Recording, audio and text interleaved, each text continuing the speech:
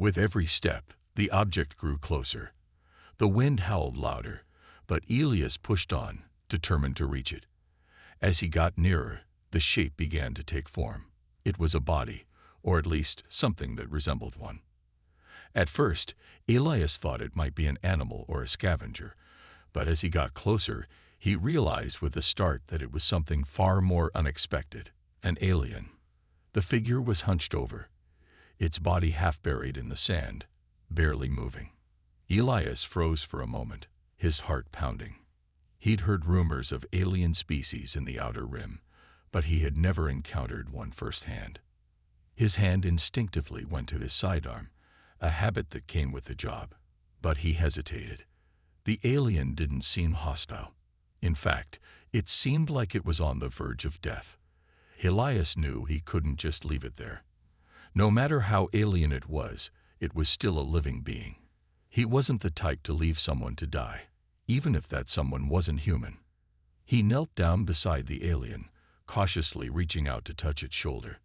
The skin was cold, colder than he'd ever felt before.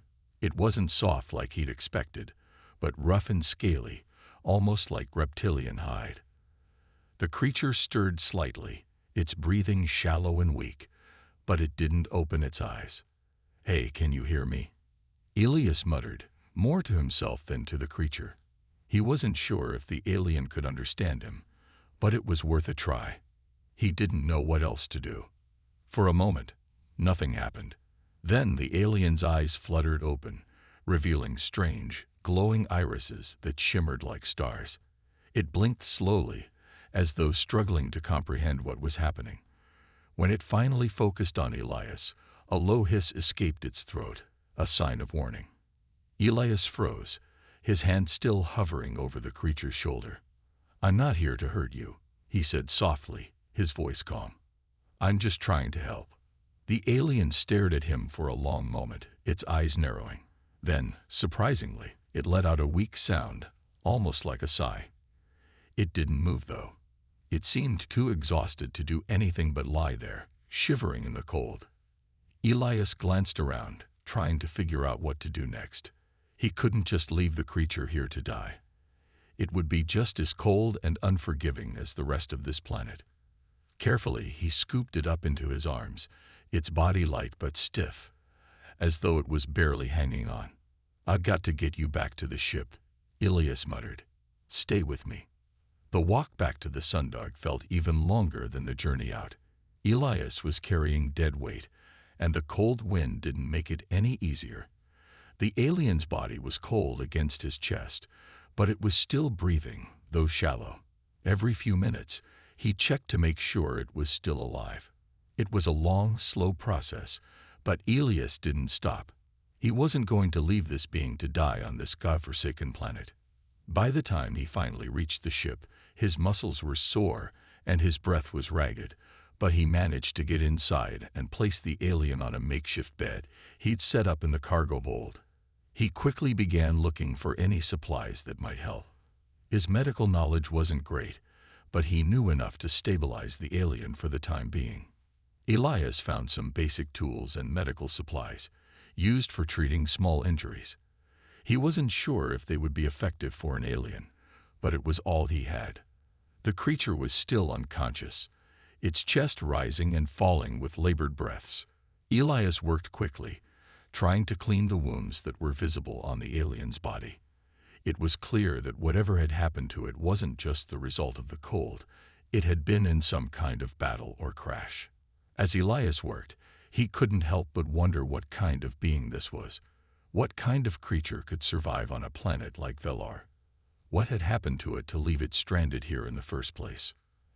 And why, despite everything, did he feel the strange sense of responsibility to keep it alive? Elias sat on the floor of the Sundog's cargo hold, his hands trembling from exhaustion. He had barely slept since crash landing on Velar, but there was no time to rest. His focus was entirely on the alien he had found in the desert, still unconscious, still barely clinging to life. He had never encountered anything like it before. The creature's skin was rough and dark, like a mixture of scales and stone, its face angular and alien, with glowing eyes that seemed to burn even in the darkness of the ship. The way it had stared at him when it first woke up, there had been fear, yes, but there was also something else, something that made Elias feel uneasy. He had left the creature alone for now, not wanting to push it too hard, but he knew it wouldn't last long. The alien's body was weak, and without proper treatment, it would soon succumb to the unforgiving environment of Velar. The wind outside howled louder, shaking the ship. The storm was getting worse.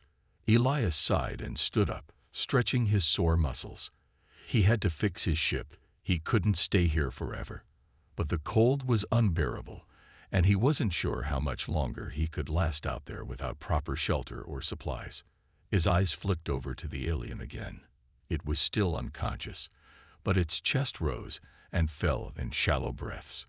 He reached over and checked its pulse, just to be sure. It was weak, but still there. He should leave it. He should just fix the ship and get out of here. That was what he had always done before. Move forward, focus on survival, and never get attached. But something about this alien, something about this encounter, was different. With a deep breath, Elias returned to his work. He started by pulling out the ship's emergency medical kit, hoping it might contain something that could help the alien. It wasn't much, just a basic set of tools and bandages for minor injuries. The problem was, this wasn't a minor injury. He had no idea what species the alien was or how its biology worked. There were no medical texts for this, no instructions. It was all guesswork. Still, Elias wasn't the kind of man to back down. He had survived worse odds before. If this creature could survive on this frozen hellhole of a planet, then it was worth a shot. Besides, he couldn't just leave it to die.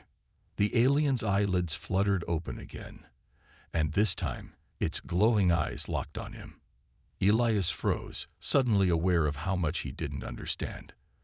The creature's gaze was intense, full of curiosity, but there was also a flicker of distrust. It took a few moments for Elias to gather his thoughts.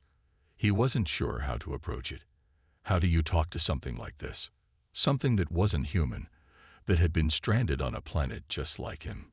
"Hey," Elias said, his voice low and calm, trying to keep the situation as non-threatening as possible. "I'm not going to hurt you. You're safe for now." The alien stared at him for a long moment, and for a second, Elias thought it might say something. But instead, it just breathed heavily. It was clearly weak, struggling just to stay awake. But there was something in its eyes that made Elias pause. It wasn't just fear, it was something deeper. Something that made him wonder if the creature was trying to figure him out, just like he was trying to figure it out. Elias waited, unsure of what to do next. Should he press for more answers? Should he ask questions, try to communicate? He didn't even know what language this alien spoke. It wasn't like he could just pull up a translation app. He didn't have anything like that on his ship. Slowly, the alien's lips parted, and a low sound escaped. It wasn't a word, not in any language Elias recognized. It was more like a grunt, a rasping, alien noise that echoed in the small cargo hold. Elias leaned forward slightly, trying to understand. But the alien seemed to be struggling just to breathe. He reached out, his hand hovering over the creature's shoulder in case it needed reassurance. But it flinched, pulling away, and Elias quickly withdrew his hand, not wanting to make it more uncomfortable. Whatever this alien had been through, it wasn't in any condition to deal with too much physical contact. "Okay," Elias muttered to himself, taking a step back. "I get it. You need space." The alien's eyes flicked to the side, and for a moment, Elias thought it was going to look away completely. But then it shifted its position slightly, just enough to make eye contact again. Its breathing was labored, but it was still awake, still trying to stay alert. Elias sat down on the floor across from it, watching silently, unsure of what to do next. His mind raced with questions. Where had this alien come from? Why was it stranded on this planet? What had happened to it? Before he could ask any of these questions aloud, a sudden shiver ran through the alien's body. It twitched, its limbs jerking for a moment, and Elias quickly stood, his heart racing. Was it having some kind of fit? Was it dying? "Hey," Elias called out, his voice sharp with concern. "Are you okay?" For a long time, the alien didn't respond. It just stared at him. But there was something different in the way it looked now. The fear was gone. The distrust had faded.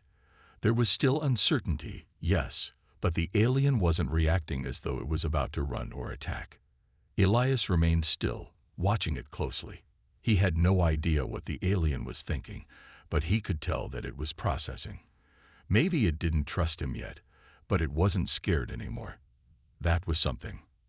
After a long moment, the alien shifted again, its body moving just enough to indicate it was still alive. It made a low sound, but this time it didn't seem as harsh or desperate. Elias leaned forward slightly, not wanting to break the fragile moment. He could feel that something had changed. Maybe it was small, maybe it was nothing, but for the first time since the crash, he felt like there was a chance this alien could survive. "I'll help you," Elias repeated, quieter now, as if reassuring himself. "We'll get through this together." The alien's eyes flickered in his direction again, and though it didn't speak, Elias could almost feel it listening, processing. For the first time, he truly believed that there was hope. The days dragged on, the storm outside never seeming to let up. Elias spent most of his time fixing what he could on the ship, trying to make it operational again. The cold was unbearable, the wind relentless. He had no choice but to stay inside the sundock, with its walls groaning and shaking as the elements outside battered it. The ship was old and worn, its systems barely functional, but Elias knew he had to try. His chances of survival, of getting off this frozen hell, depended on it. But his focus wasn't just on the ship anymore. No, the alien had become a part of his life now. He had been forced to take care of it, forced to learn how to survive together. He didn't know why, but some strange bond had formed between them, something that made him feel like they were in this together. The alien still hadn't spoken much, but it had become more aware, more responsive. The trust between them was growing, though neither of them could put it into words. It wasn't easy, and Elias was no fool. He knew that an alien like this might have motives of its own, might have secrets he couldn't even begin to understand. But for now, they were allies. For now, they were both stuck on the same planet, fighting to survive. And that was enough. Elias had managed to repair the life support systems, but the ship's engines were another matter. They were damaged beyond simple repairs. He didn't have the right tools, and the parts he needed were beyond his reach. His heart sank every time he thought about the engine room. He couldn't fix it alone, and the storm showed no signs of letting up. But he couldn't just give up. Not now. Not when there was someone else. An alien who needed him. And he couldn't let the alien suffer in this frozen wasteland any longer. One morning, the alien's eyes fluttered open again. And this time, it seemed more alert. It didn't make any noise or speak, but Elias could tell it was aware of its surroundings. It had gotten stronger over the past few days. The weakness had faded, replaced by a quiet energy, a spark of life that Elias could feel in the air. "I'm going to fix the engines," Elias said softly, as he worked to patch up the ship's hull. "But I need your help. We're running out of time." The alien didn't respond. It simply watched him, its glowing eyes following every movement he made. Elias could feel its gaze on him, but it wasn't as intense as before. Now there was something like understanding in the alien's eyes. He took a deep breath and grabbed the tools he had managed to find. It wasn't much, but it would have to do. The storm outside still howled, but Elias had a sense of urgency building inside him. He couldn't stay on this planet forever, and he certainly couldn't wait for the storm to pass. "You know," Elias muttered to himself as he crawled into the engine room, "the universe sure has a funny way of throwing challenges my way." The engine room was a mess. Broken wires hung from the ceiling, and the floor was littered with tools he'd dropped in his hurry to fix things. Elias crawled through the debris, trying to make sense of what was left. He had no manuals, no blueprint, just his instincts and the barest understanding of how these things worked. But there was no time to waste on doubts. Every moment spent thinking about how impossible it was only wasted more time. He focused on the task at hand. Slowly, methodically, Elias began reconnecting wires and replacing damaged components, doing what he could with what he had. Minutes stretched into hours, and Elias's hands were sore and trembling. He wiped sweat from his brow, despite the cold. But he couldn't stop. He had to finish. He had to get the ship working, or he and the alien would be stuck here forever. But as the wind bit into her skin and the cold threatened to take her life, Kyra felt something stir deep inside her. A faint glimmer of something.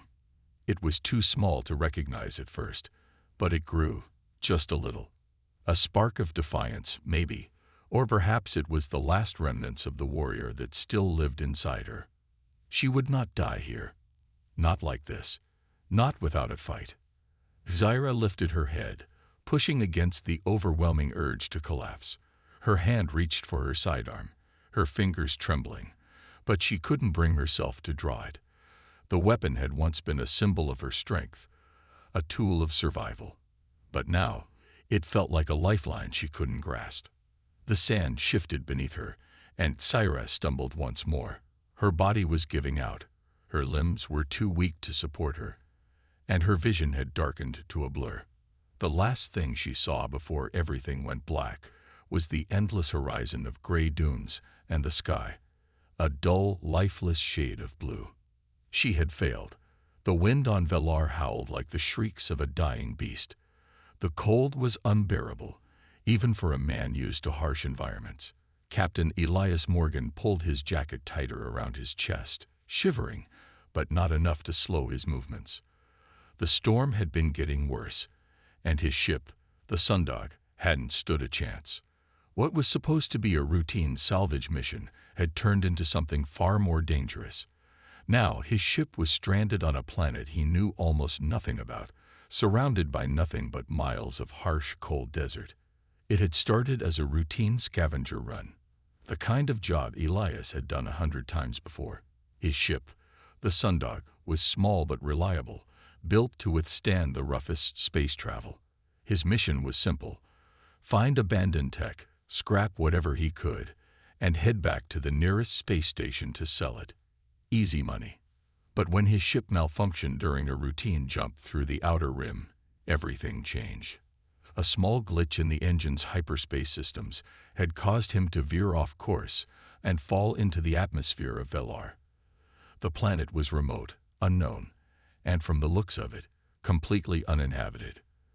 At first, Elias had thought he could fix the problem and leave without too much trouble. But as soon as the ship's systems failed, he realized this place wasn't going to let him go that easily. The sandstorms on Velar were violent, and the cold was unlike anything Elias had ever felt. The planet seemed to suck the warmth from his body, leaving him frozen, even with all his layers of protective clothing. The ship's hull was damaged, and the electronics were fried. There was no way out. He was stranded, alone, with nothing but his wits and what he could scavenge from the wreckage. Elias was used to being alone. As a smuggler and salvage expert, isolation was part of his life. He'd been on his own for most of his adult years, hopping from one planet to another, barely staying in one place long enough to make a mark. He didn't mind it. In fact, he preferred it that way.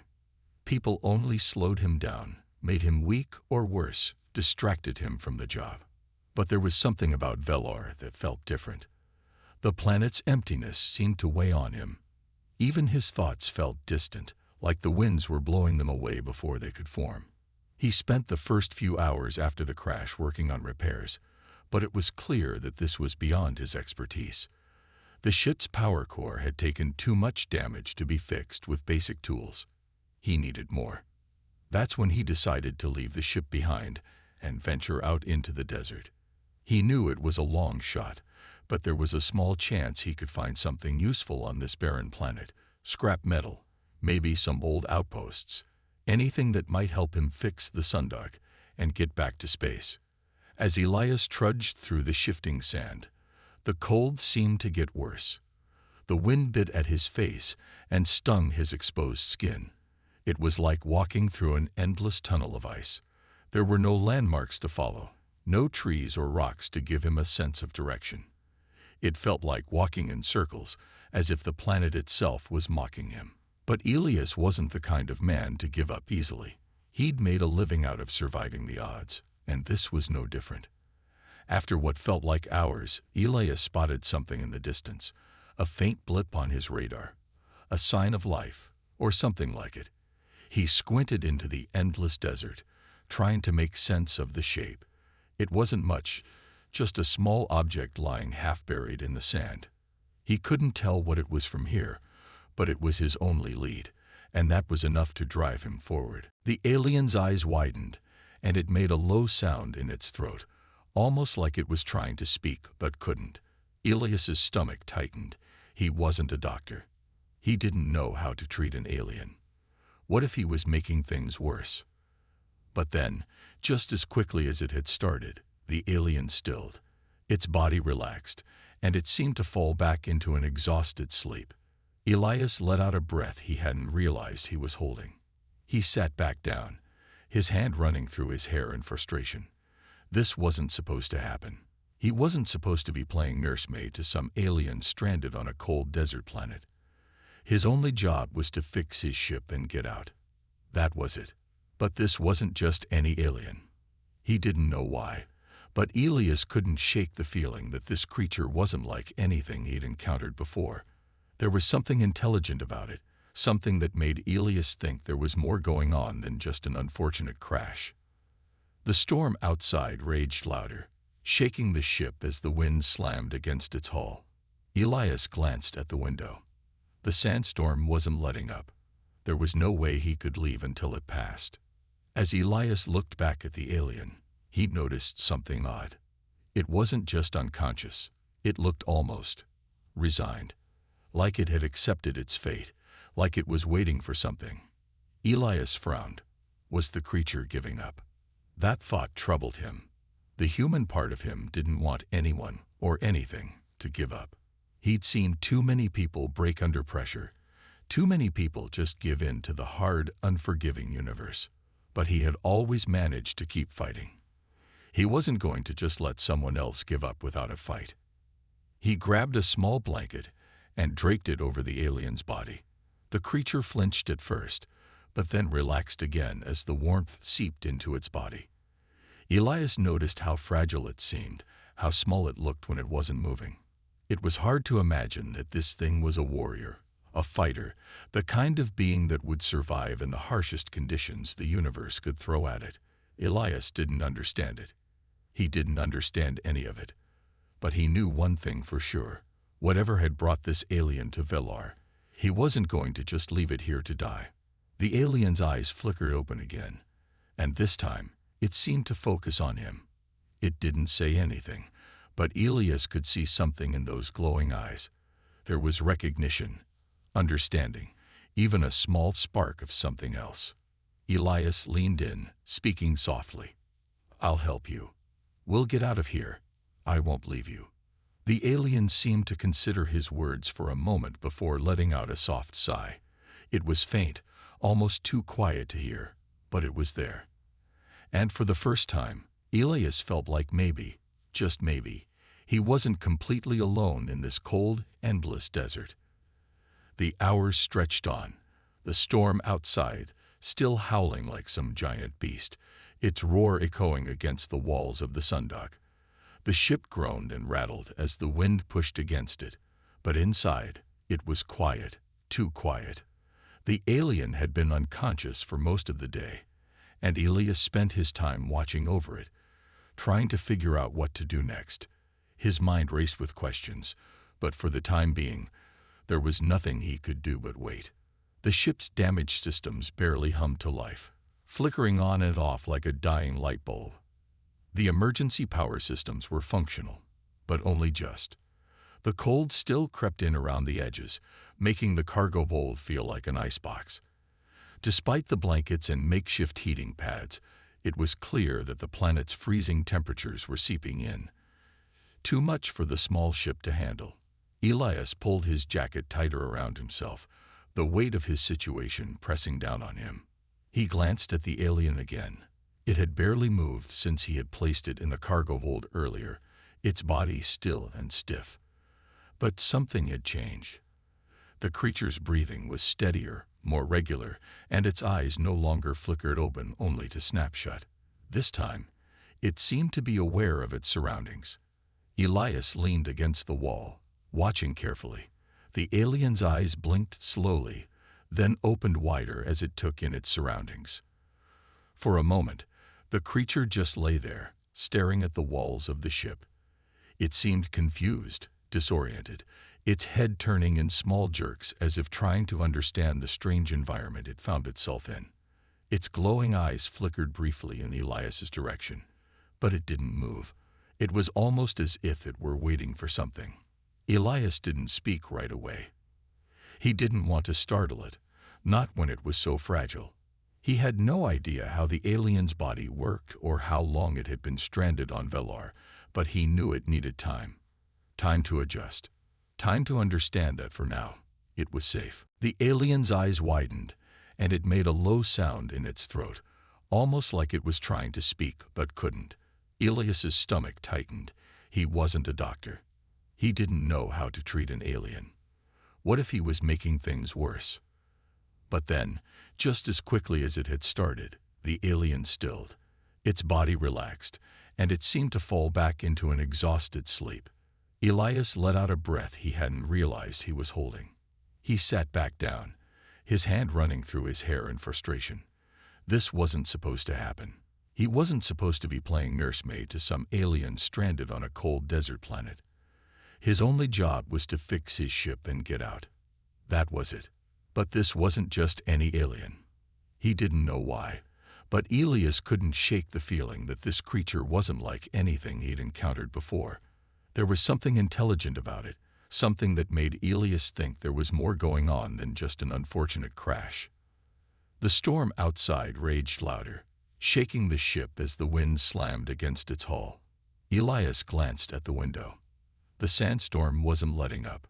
There was no way he could leave until it passed. As Elias looked back at the alien, he noticed something odd. It wasn't just unconscious. It looked almost resigned, like it had accepted its fate, like it was waiting for something. Elias frowned. Was the creature giving up? That thought troubled him. The human part of him didn't want anyone or anything to give up. He'd seen too many people break under pressure. Too many people just give in to the hard, unforgiving universe. But he had always managed to keep fighting. He wasn't going to just let someone else give up without a fight. He grabbed a small blanket and draped it over the alien's body. The creature flinched at first, but then relaxed again as the warmth seeped into its body. Elias noticed how fragile it seemed, how small it looked when it wasn't moving. It was hard to imagine that this thing was a warrior, a fighter, the kind of being that would survive in the harshest conditions the universe could throw at it. Elias didn't understand it. He didn't understand any of it. But he knew one thing for sure. Whatever had brought this alien to Velar, he wasn't going to just leave it here to die.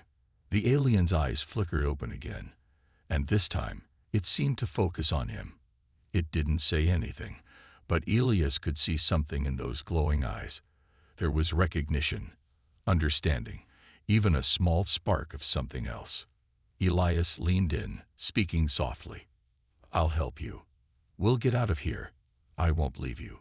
The alien seemed to consider his words for a moment before letting out a soft sigh. It was faint, almost too quiet to hear, but it was there. And for the first time, Elias felt like maybe, just maybe, he wasn't completely alone in this cold, endless desert. The hours stretched on, the storm outside still howling like some giant beast, its roar echoing against the walls of the sundock. The ship groaned and rattled as the wind pushed against it, but inside, it was quiet, too quiet. The alien had been unconscious for most of the day, and Elias spent his time watching over it, trying to figure out what to do next. His mind raced with questions, but for the time being, there was nothing he could do but wait. The ship's damaged systems barely hummed to life, flickering on and off like a dying light bulb. The emergency power systems were functional, but only just. The cold still crept in around the edges, making the cargo hold feel like an icebox. Despite the blankets and makeshift heating pads, it was clear that the planet's freezing temperatures were seeping in. Too much for the small ship to handle. Elias pulled his jacket tighter around himself, the weight of his situation pressing down on him. He glanced at the alien again. It had barely moved since he had placed it in the cargo hold earlier, its body still and stiff. But something had changed. The creature's breathing was steadier, more regular, and its eyes no longer flickered open only to snap shut. This time, it seemed to be aware of its surroundings. Elias leaned against the wall, watching carefully. The alien's eyes blinked slowly, then opened wider as it took in its surroundings. For a moment, the creature just lay there, staring at the walls of the ship. It seemed confused, disoriented, its head turning in small jerks as if trying to understand the strange environment it found itself in. Its glowing eyes flickered briefly in Elias's direction, but it didn't move. It was almost as if it were waiting for something. Elias didn't speak right away. He didn't want to startle it, not when it was so fragile. He had no idea how the alien's body worked or how long it had been stranded on Velar, but he knew it needed time. Time to adjust. Time to understand that for now, it was safe. After a few minutes of silence, Elias stood up, slowly and cautiously, and walked over to the small table where he had stashed his food supplies. He hadn't eaten much since the crash. There hadn't been time. But he needed to keep his energy up, especially if he was going to figure out how to survive on this frozen rock. The alien, he noticed, was still watching him. Elias grabbed a small ration pack. Basic, tasteless food, but it would do. He didn't know if the alien even ate food like he did, but he wasn't sure what else to offer. He had no idea what it even needed to survive. "Hey," Elias said, his voice a little quieter than usual. "I'm going to eat something, all right. You need anything?" The alien didn't respond. It simply watched him. Its glowing eyes seemed to follow his every move, but there was no sign that it understood his words. It was almost like a wild animal, unsure of its surroundings, unsure of the stranger in front of it. Elias sighed and sat down at the table, opening the ration pack with a small, irritated flick of his wrist. "I'm not going to hurt you," Elias said softly, as though speaking to a frightened animal. He felt silly, talking to it like that, but he didn't know what else to do. He needed to break through the tension in the air, to show the alien that it wasn't in danger. The alien's eyes narrowed slightly, and for a brief second, Elias thought it might speak, but it remained silent. The two of them stayed like that, the silence stretching between them like a thick fog. Elias continued to eat, making slow, deliberate movements as he tried to stay calm. He could feel the alien's gaze on him the entire time, and though it didn't say anything, he could sense that something was changing. The tension was beginning to break, just a little. Finally, after what felt like an eternity, the alien made a sound, a low, rasping noise that sounded almost like a question. It was so soft at first that Elias wasn't sure if he'd heard it correctly. But then it came again, louder this time, followed by a short series of clicks, the sound almost musical. Elias froze, his fork halfway to his mouth. His heart skipped a beat as he realized the alien was trying to communicate. It wasn't much, just some noise, but it was something. "Are you talking?" Elias asked, even though he wasn't expecting an answer. He couldn't help himself. It was instinct to talk to another living being, even if that being wasn't human. The alien blinked slowly and made another clicking noise, its head tilting to one side, as if curious. Elias sat still for a moment, watching the alien closely. The sound wasn't anything he recognized, but it wasn't the harsh growl of an animal either. It was almost melodic. Elias was no expert in languages, but he knew that communication was possible, even without words. He had been around enough people, survivalists, smugglers, pirates, to know that sometimes you didn't need to understand the exact words to understand the meaning behind them. He set his fork down, deciding to take a different approach. He needed to show the alien that he wasn't a threat. He slowly stood up and walked over to where it lay. The alien tensed, but didn't move away. Elias didn't reach out to touch it this time. He kept his distance, just enough to make sure the creature didn't feel cornered. "I'm not going to hurt you," Elias repeated. This time, his voice was more confident, more soothing. "I'm not like the others. You're safe here." The alien's glowing eyes followed his every move, but there was a subtle shift in its body. It didn't flinch as much anymore. The tension in the air was starting to ease. Elias took a slow breath and tried something different. He bent down, not to approach the alien directly, but to sit on the floor, cross-legged, maintaining some space between them. It was a sign of non-aggression, a sign of peace. "I'm Elias," he said quietly, offering his name in the simplest terms. It was something he knew how to give.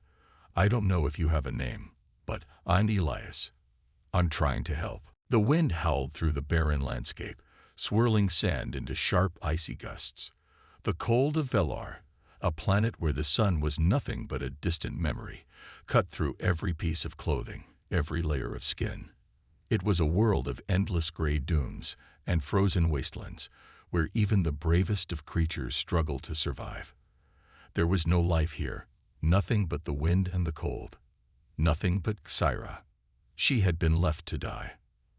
Xyra, a member of the Valerie, a warrior race known across the galaxy for their unmatched strength and precision, had once held a position of power and respect. The Valerie were ruthless, strong, intelligent, and proud, but it was their belief in the pursuit of perfection that made them feared. Every mistake, every failure, was a stain on their honor, and Xyra's mistake had been fatal. She had saved a human colony. The mission had been simple. A Valerie vessel had arrived at a human colony on the edge of Valerie space, a place barely worth the effort of their attention. The colony was small, its resources meager, and the humans had not been particularly welcoming to the Valerie. But that didn't matter. The mission was clear: harvest what was useful and eliminate the rest. No mercy, no exceptions. That was the way of the Valerie. But Xyra had made a choice that changed everything. She had seen the distress signals from the colony's outer perimeter, signals that showed the colony was under attack. A group of hostile creatures from a neighboring world had launched an assault, one that the small colony could not withstand. The Valerie fleet had been ordered to proceed with the mission regardless of the colony's situation. Yet Xyra hesitated. She had been raised to value strength above all else, but she had never been blind to the suffering of others. When she received the order to strike, she had made a decision that would haunt her for the rest of her life. She had diverted her ship from the mission to assist the colony, fighting off the creatures long enough for the humans to evacuate. It was an act of compassion, something almost unheard of in her culture. For a brief moment, the humans had been grateful. They had thanked her, offering their resources in exchange for her help. But that gratitude had quickly turned into suspicion. The Valerie were not allies. They were conquerors. And Xyra was no different. In the end, her actions had been seen as a betrayal, not of the humans, but of her own people. The Valerie had a strict code, and Xyra's decision had violated it. Her superiors saw it as weakness, a failure that could not be tolerated. She was stripped of her rank, her honor, and cast aside. She was exiled to Velar, a planet so cold, so inhospitable, that even the Valerie thought no one could survive there for long. The ship that had been used to exile her crashed. A failure in the ship's system had caused the descent to be far more violent than intended. The impact had left Xyra injured, bloodied, bruised, and struggling to breathe. But she had survived, as she always did. She wasn't weak, no matter what they said. She was a Valerie, and she would survive. Yet as the days passed, Syra began to feel the weight of her isolation. The cold was unbearable, and the winds that whipped around the planet were like daggers to her skin. She could feel the emptiness of the planet seeping into her bones, into her mind. This was not just a physical punishment, it was psychological too. Every moment she spent on this barren planet, the more she questioned her decision, her purpose. What was the point of saving those humans if it led her to this? What was the point of living if there was nothing left to fight for? Syra had always prided herself on her strength, on her ability to endure. But now, here, on Velar, even that seemed pointless. She could feel her life draining away, like the last drops of water slipping through her fingers. The wind howled louder, and the sand began to pile around her. She had been walking for what felt like hours, maybe days. There was nothing ahead of her, nothing behind her, just endless dunes stretching out into infinity. The sharp, cold air burned in her lungs, and her vision blurred as her energy began to fade. Her legs wobbled beneath her, and she stumbled, catching herself on the jagged rocks sticking out from the sand. Her mind began to wander as she struggled to stay upright. She thought of her family, her mother, her father, her brothers, all of them warriors in the Valerie fleet. What would they think of her now? She had been their hope, their pride, their perfect soldier, and now she was nothing. The emptiness of the planet felt like a reflection of her soul. She had been abandoned by everyone she had once cared about, and now she was a mere ghost wandering through a cold desert. The thought of death didn't scare her. It felt like a release, a way to escape the suffocating weight of her failure.